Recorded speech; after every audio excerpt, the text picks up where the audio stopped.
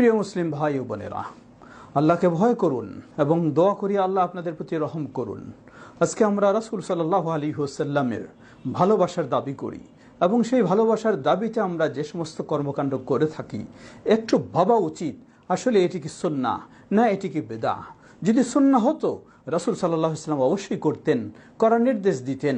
লক্ষ্য করুন, আজকে প্রচলিত এই ঈদে মিলাদুন্নবী রাসূল সাল্লাল্লাহু আলাইহি ওয়াসাল্লাম কি করেছেন, খোলাফায়ে রাশেদিন কি করেছেন, সাহাবায়ে কেরাম কি করেছেন, তাবেঈনগণ কি করেছেন, এমনকি প্রসিদ্ধ ইমাম আবু হানিফা রাহিমাহুল্লাহ, মালিক রাহিমাহুল্লাহ, শাফিঈ রাহিমাহুল্লাহ, আহমদ বিন হাম্বল রাহিমাহুল্লাহ, তারা কি করেছেন?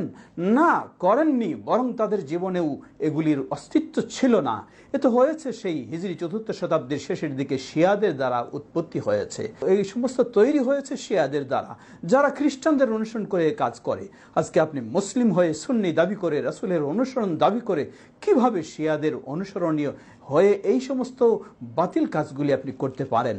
আল্লাহকে ভয় করুন, প্রকৃত রাসূল সাল্লাল্লাহু আলাইহি ওয়াসাল্লামের সুন্নাহ আপনার জীবনের প্রতিটি কাজে অনুসরণ করার চেষ্টা করুন এবং এই বাতিল কর্মগুলি বিদআহ থেকে আপনি বিরত থাকুন। সুন্নাহ হলো রাসূল সাল্লাল্লাহু আলাইহি ওয়াসাল্লামের পূর্ণ অনুসরণ করা, অপরদিকে বিদআহ হলো তথাকথিত ঈদ মিলাদুন্নবী আর যা কিছু সবকিছু বর্জন করা। আল্লাহ আমাদের হেদায়েত দান করুন।